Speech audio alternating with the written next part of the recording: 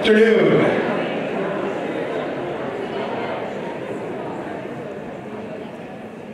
It's on. We are hoping, oh, there we are. Welcome, everyone. Good afternoon. So good to see you all. It's wonderful that so many of us are gathered here together.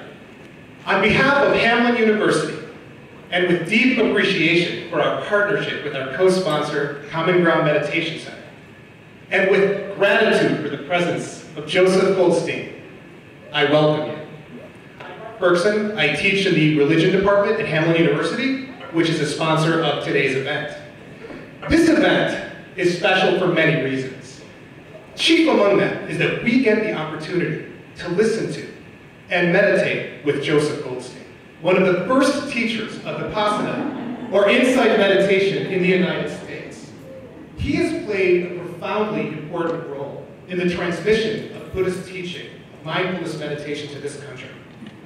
We're also celebrating the 25th anniversary of Common Ground Meditation Center, a treasure in the Twin Cities. Happy anniversary, Common Ground!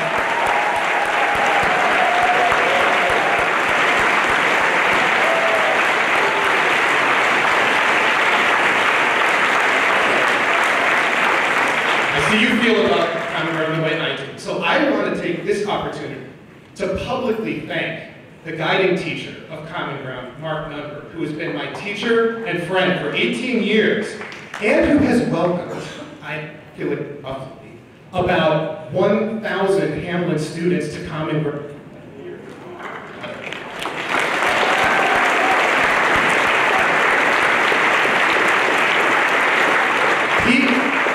He has given Dharma talks to them, guided them in meditation, and answered their many questions with patience, wisdom, and humor. Common Ground is deeply committed to ethical reflection and social justice, and they are appreciative of and give back to their community. They are fully engaged with the world, but they also operate refuge from the busyness of the world through their retreats. And Common Ground has been important in my life personally. I had practiced there for many years. My sons began in the children's group, then went to the preteen group, then went to the teen group, and benefited in numerous ways from the guidance of such wonderful teachers there. And all of us who have benefited from Mark's teachings and guidance in this practice are connected through Mark to Joseph Goldstein, Mark's teacher. So even though I never met Joseph until today, when I read his books, which help me understand the Buddhist tradition and sustain my own practice, I am grateful to receive teachings handed down in a lineage of which he is such an important part. Through Joseph, we are connected with his teachers from Burma, India, and Tibet, and then to their teachers, back to Shakyamuni Buddha himself.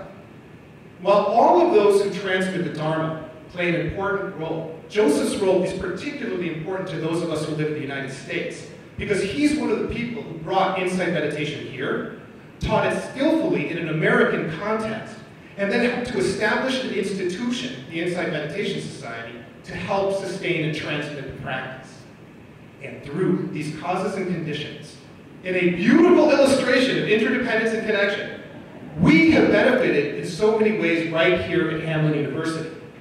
The practice of mindfulness meditation that Joseph brought here in the United States has had a tremendous impact on our campus. So just a couple examples.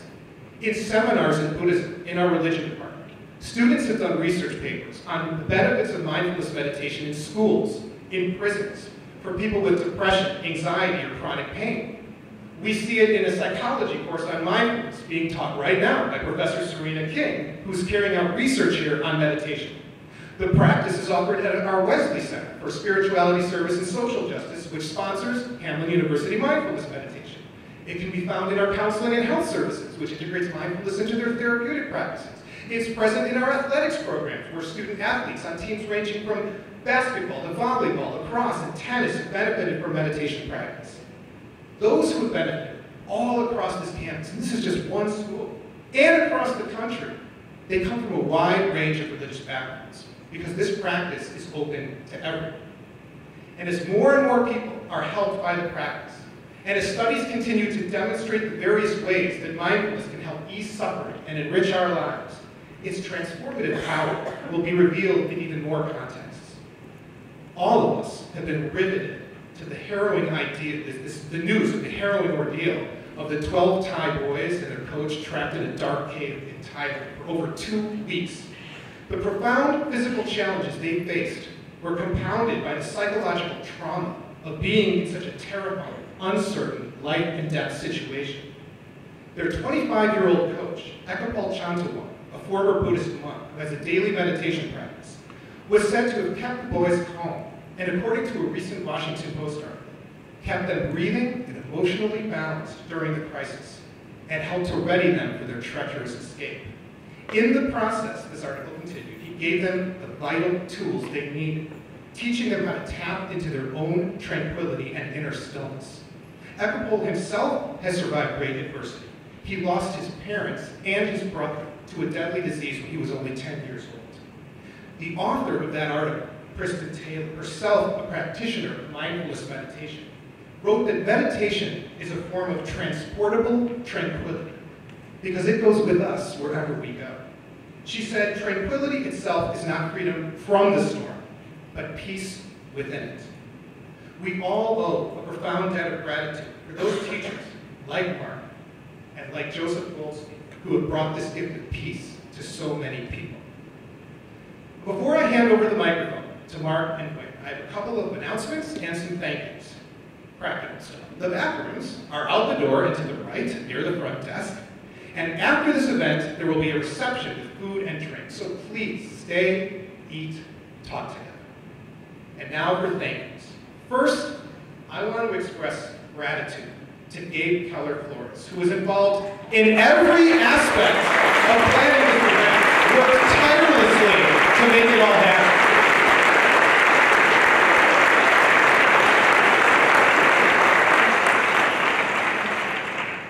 Definitely deserved it. Separate applause. We'll hold the applause for everyone else till the end, but he deserves that. So I want to thank our co-sponsors from Hamlin, the Department of Psychology and Chair Robin Peretz, and the Wesley Center for Spirituality, Service, and Social Justice, with thanks to its director, Reverend Nancy, Victor, and Banger. I'm very grateful to Amy Dostal-Dower, who works for Conference and Event Management, who made it possible for about 600 of us to be gathered today in this lovely space. I want to give my appreciation to Brian Johnson, who's back there, the head of media services at Hamlin, who's provided all of the essential technical know-how and support. And a big thank you to Malia Clariton and the entire catering staff who made all the wonderful food that we're going to enjoy after the event.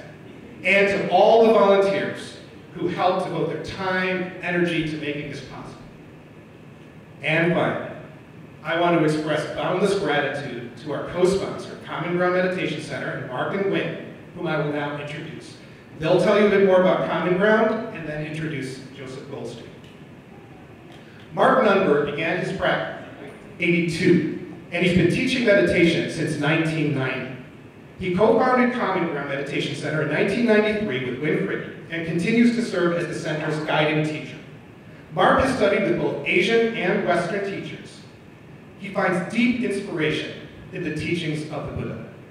Mark practiced as a monk for 5 months in Burma and completed 4 3-month retreats at the Insight Meditation Society Retreat Center, as well as many months of intensive retreat practice at the Forest Refuge. Mark continues to be a grateful student of Buddhist practice. Wynn Fricke is co-founder of Common Ground Meditation Center, where she served on the board for 9 years and continued active leader and participant. She has practiced extensively in the Thai Forest and Mahasi Sayadaw traditions and has taught movement as part of Marcia Rose's Self, No Self, and Creative Process Retreat. Wynn is president of the Buddhist Insight Network, a non-organization that serves as a insight teachers across the country. She's a professional choreographer and directs the dance program at McAllister College right here in St. Paul. Please join me in welcoming Mark and Wynn.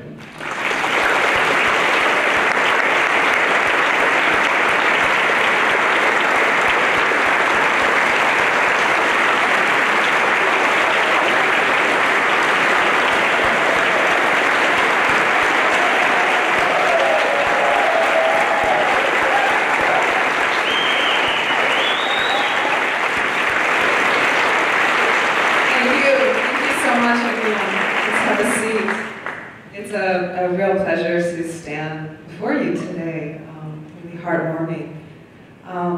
Mark covered a lot of my material, so we'll see what I have left. I thought it would be fitting to talk about the origins, the evolution of Brown since 1993 here in the Twin Cities. Yeah, Mark and I moved here in 1991, and one thing that we knew is that we wanted to find a way to support our practice, and we knew also that that's not easy to do. So the vision was to start a center as a way to do that. And already in the Twin Cities, the Twin Cities Vipassana Cooperative was active, and they were bringing in teachers like Stephen Armstrong and Kamala Masters, who have been influential to all of us. So already there was sort of an active practice life here in the Twin Cities, but there wasn't a home. So we were in the search for a home, and then one day, where I work at Hennepin Center for the Arts, there was a little index card, and written in pencil it said, "House for sale with a dance studio inside, with hardwood sprung floors." And it was at a price that just seemed too good to be true, but it was true, and it was good. And we were able to acquire the building on 26th Street and 34th Avenue, which was where Common Ground grew up for the first 10, 15 years. So we got in the business of creating a little meditation schedule, which started at 5 a.m., and we had a short mailing list, and we posted some flyers on the side of the house, and on the first day we opened at 5 a.m. and nobody came. And that's how it was for a little while. But it was good. By making it public, we needed to be there, and it supported our practice, and people came slowly. We had a Sunday morning sit that was a little, we had a Wednesday evening guided meditation, and after a little while, one day there were 7 people that came to that Wednesday night guided meditation. I thought, fantastic. This is so big, it's all we need. It's great. So I think what happened is that, people fall in love with the Dhamma, and they feel it transform their lives.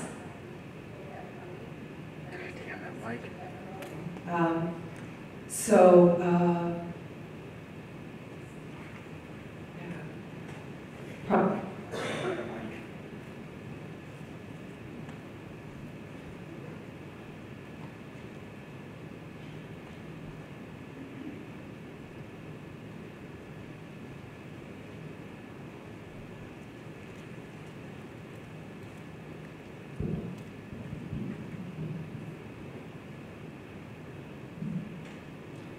And then in 1999, the center was active enough that Mark was able to stop working and just really give himself to teaching and administrating at the center. And that was an important change that really allowed the center to flourish and grow. And then it got too big for the neighborhood. We were giving Christmas cookies to all the neighbors, and just because we were taking their parking places, it was sort of not in compliance with the city. There was just, we were kind of bursting at the seams. And so in 1993, we formed a board, and were able to purchase the family diner on 27th Avenue and 26th Street, which is the current home of Common Ground. And the diner, the family diner, you might know, it was a real institution in the Seward neighborhood. It served the workers in the industries in that area. And the owner also, he was known for giving food to people who were hungry, for just offering meals to people who were hungry. So there was already sort of a flowing of generosity that was coming from the diner. And there was a big neon hamburger man, you might remember. It was waving, and his hand here and his belly said steak fries in neon, and it was so lovely. He looked like a Buddha, and we thought about reconfiguring the sign and say, come and see, the Buddha's words. So.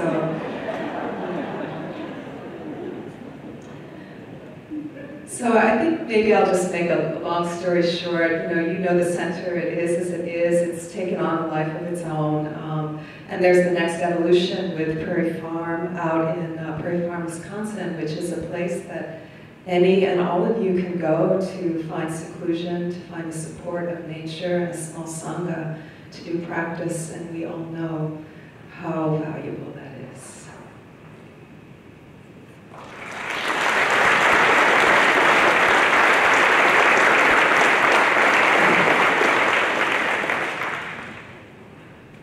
As Mark Bergson mentioned, it's been an amazing flowering of the Buddhist teachings here in the West, sometimes in terms of the Buddhist teachings, but a lot of times just all these ripples and manifestations that people might not recognize as being related to what the Buddha set in motion, sharing his own practice, his own understanding 2,500 years ago.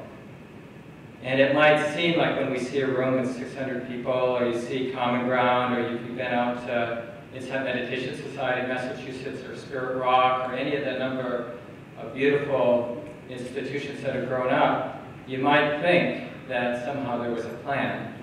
But I've heard Joseph say many times, we didn't have a plan. And what I have also just really pointed, Joseph's not, he doesn't, I don't think, are you sentimental? You don't seem very sentimental, generally.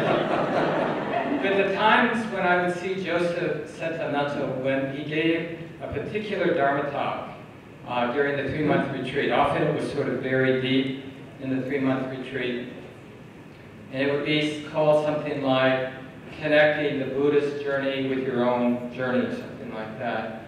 And I don't know if Joseph actually got teary, but you sort of felt like he was coming from a deep place. And I think that's a good way to introduce Joseph Goldstein, because it's something we can all be part of. We're all of us, like Joseph did in his own life, finding that path, that journey that was not unlike the Buddhist journey. I mean, not to think more of ourselves than we should, but the basic process of realizing, having enough space in our mind and heart and life to realize something's not quite right, like the values that I'm living out of, or the life, the choices I'm making. This doesn't seem like it's going someplace that I trust, and we get reflective. And as the Buddha says, we search. Well, does anybody know what to do with this life?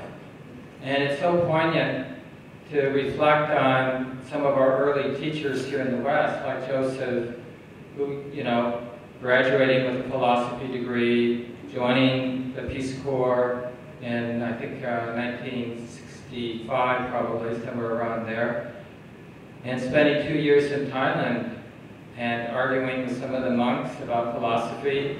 So they told him, you should do some practice.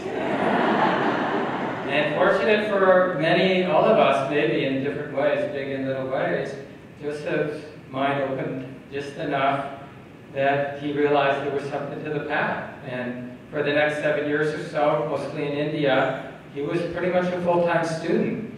And probably way before he wanted to, was sort of forced into teaching roles in the mid-70s, starting in 74, where he had already known Sharon, but ran up with Jack Kornfield and started teaching at, I think, the first year of Naropa in Boulder, Colorado. And basically, Joseph has kept, if you ask him, he's kept doing his practice through all these many decades, but from that point on, teaching, including 40+ years of leading the 3-month retreat, which he's just recently retired from teaching.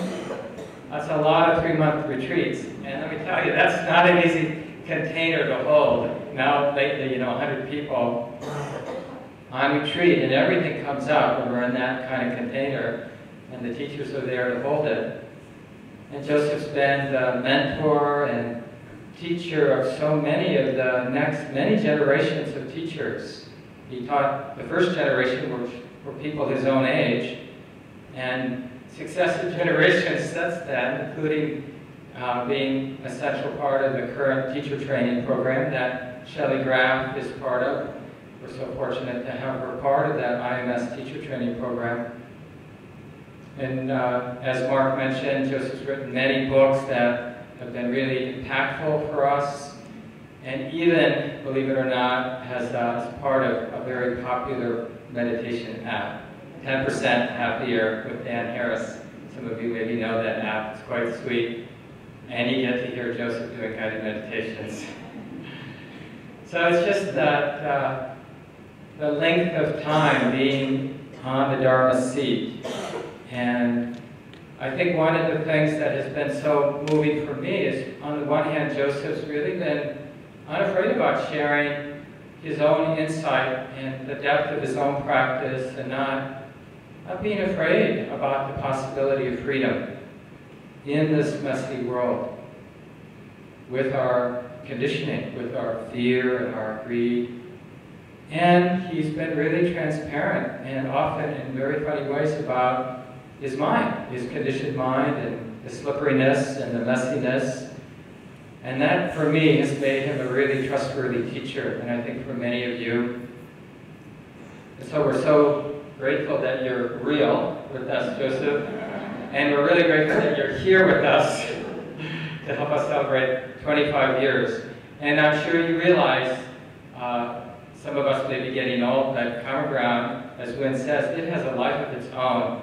And we have such a great, wider group of teachers now at the center. And one of the things I think, I'm speaking for both of us, that's so moving is just to see that the practice works, and to see that it works with each personality, with each person's life conditions, that somehow the fearlessness, the resilience, the nimbleness, the creativity, the ability to put it all down and pick it back up, it just seems to be manifesting whoever applies himself to the practice.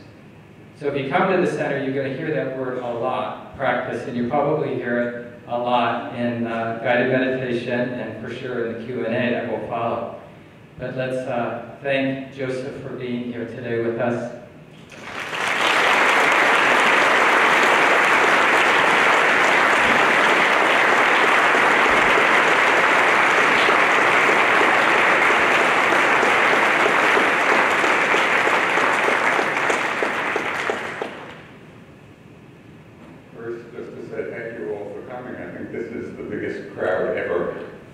In my career.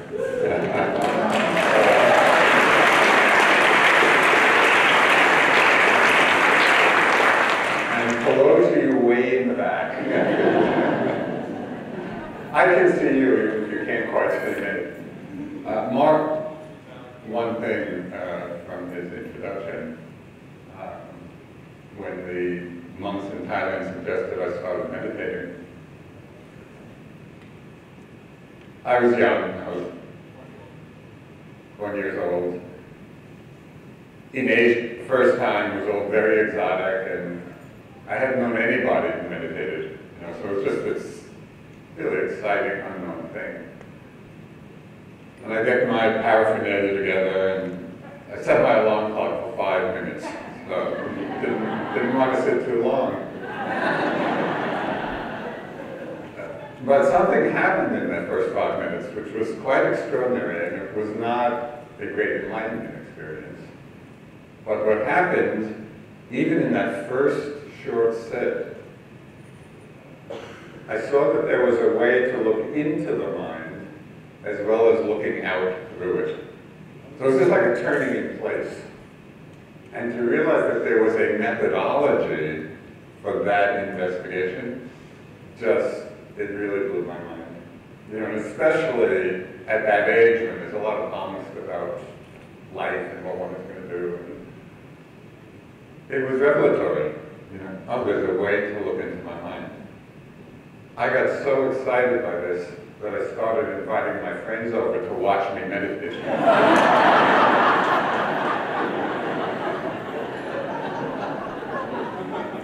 And I'm still doing it.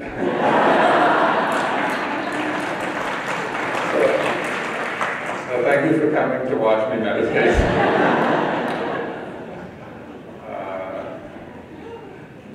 Maybe we'll all meditate together. So I think the program is to have a or guided meditation. I'm just being interested, how many of you have not done any meditation before?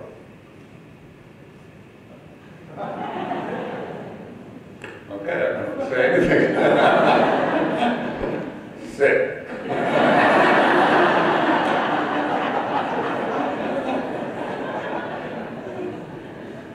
Okay, so I'll offer a little bit of guidance, but it's good to know that you're all quite experienced. So take a comfortable seat.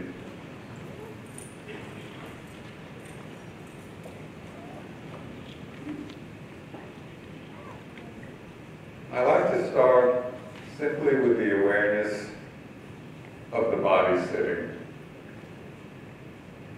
Very simple. You can let your eyes close gently. Just sit and know you're sitting. Completely simple. And a phrase that I found really helpful, it's almost like a mental note. There is a body. So you might just repeat that intermittently. There is a body. It's a way of reminding oneself to settle into the body, feeling it just as it is.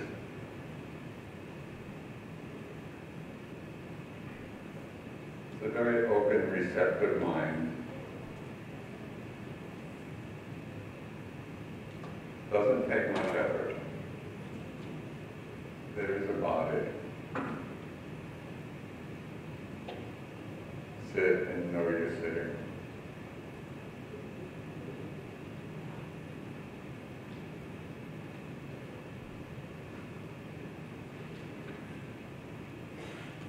And then we begin to use this framework of the body. There is a body. To become aware of the many different kinds of experiences that may arise within it. So, for example, keep the framework, there is a body. Feeling the body sitting, very simple, easy.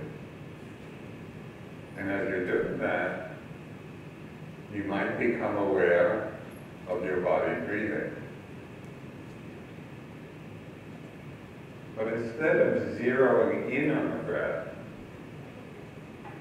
see what it's like to keep the larger frame, there is a body, and simply be aware of the body breathing within that frame.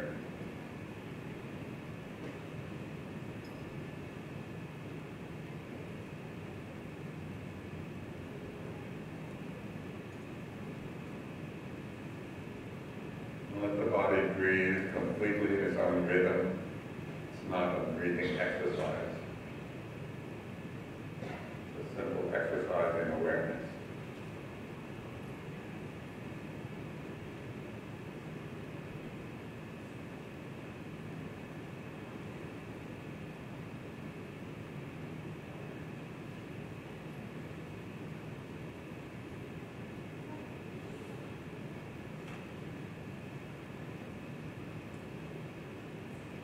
Aware of the body sitting.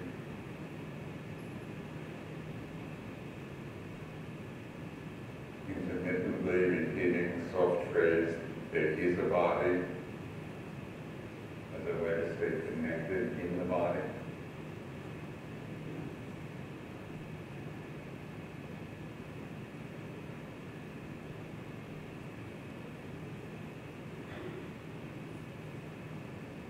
And within that framework, become aware of how you feel the body breathing.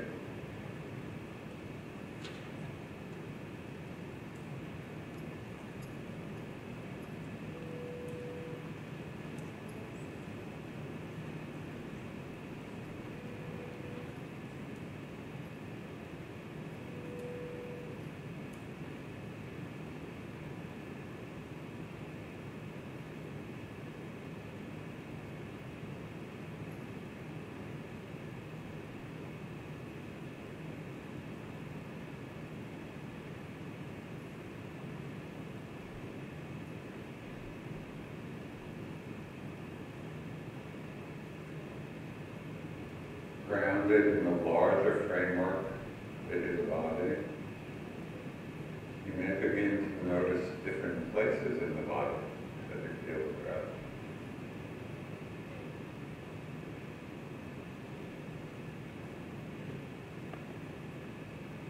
Moving of the chest, of the abdomen, air passing the nostrils.